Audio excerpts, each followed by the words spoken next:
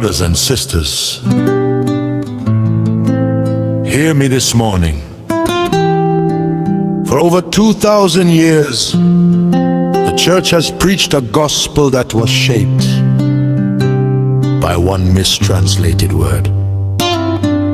One word, one error, one misunderstanding that made God look harsh, cruel, and eternal in punishment, when He is eternal in love, eternal in purpose, and eternal in restoration. Somebody say, one word. Yes, just one. That word is eternal. The problem is not the Bible. The problem is the translation. When you read your English Bible and you see eternal life,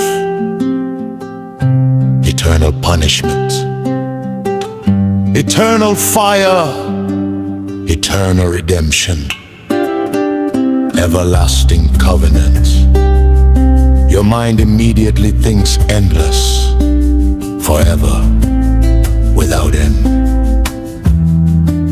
But church, that is not what Jesus said. That is not what Paul wrote. That is not what the Holy Spirit inspired. The Greek word behind eternal is AIONIOS. Say it with me. AIONIOS. It does not mean forever. It does not mean never-ending. It does not mean infinite. It means age-lasting, belonging to an age of divine quality. When you change the word, you change the God. Let me teach you this morning. The Greek spoke of aeon, an age. An age has a beginning, a development, and an end. So AIONIOS means of the age, not endless.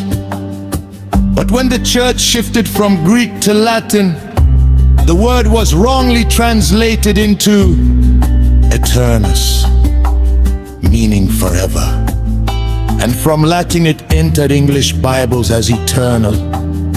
And suddenly, God became a punisher forever.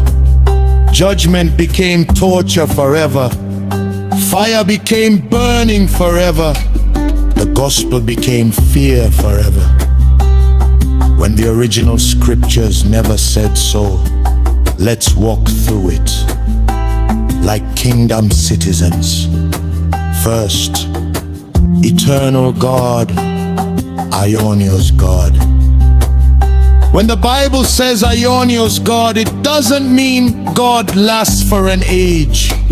No, it means the God who created the ages, the God who stands above all ages. You cannot box God inside an age He created. Second, everlasting kingdom, AIONIOS kingdom.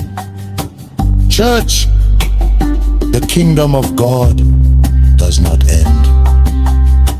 But when scripture says AIONIOS kingdom, it means the kingdom of the coming age.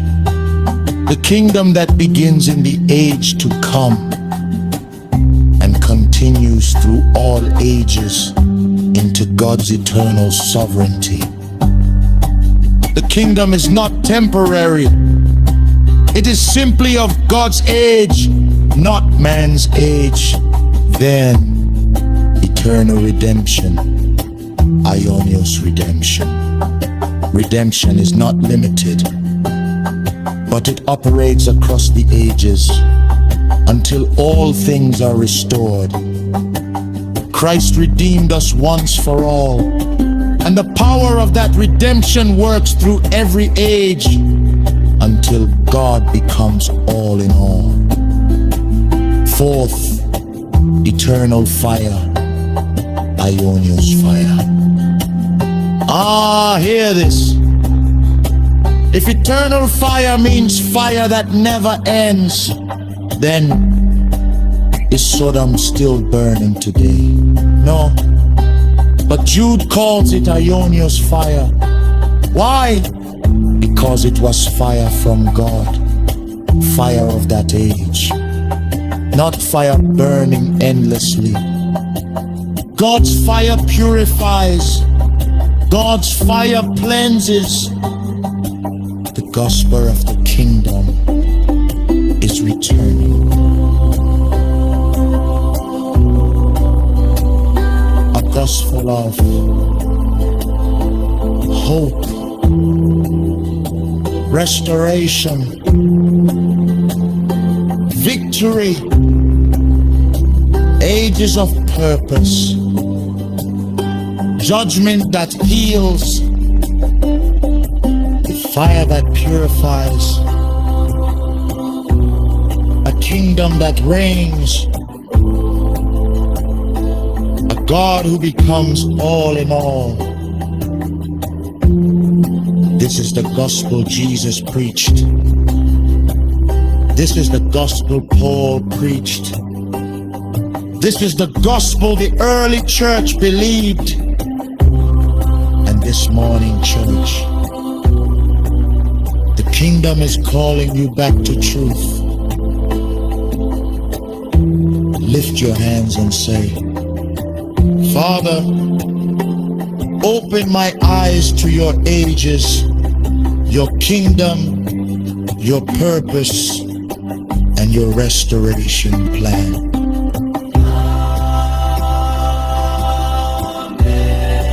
Amen.